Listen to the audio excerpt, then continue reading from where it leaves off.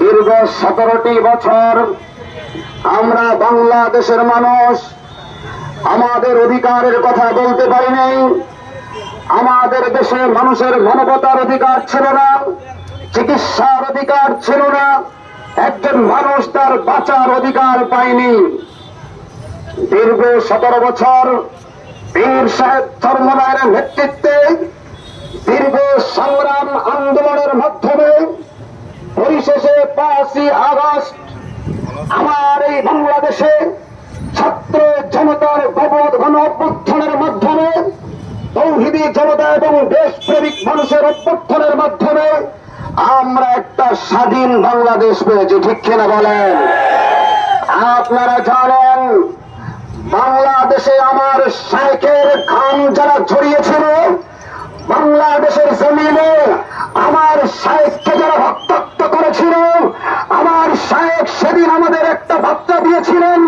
তিনি বলেছিলেন, আমার নেতা কর্মীদেরকে আমি ধৈর্য ধারণ করতে বলছি, আল্লাহর কাছে বলি স্বৈরা শাসকের পতন না দেখায় আমাকে এই দেশ থেকে নিও না। ঠিক কিনা বলেন?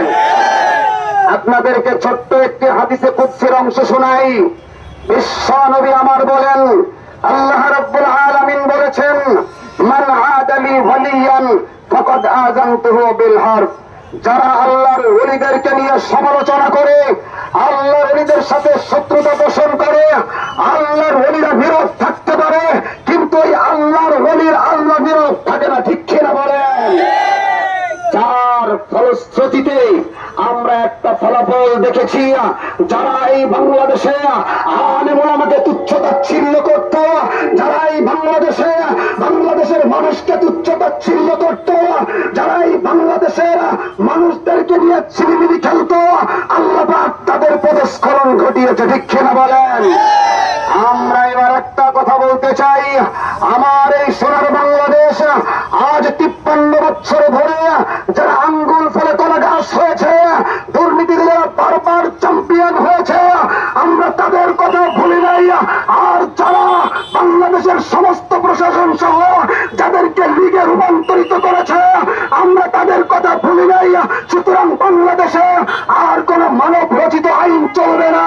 এখনের বাংলাদেশ ইসলামের বাংলাদেশ। ঠিক কিনা বলে?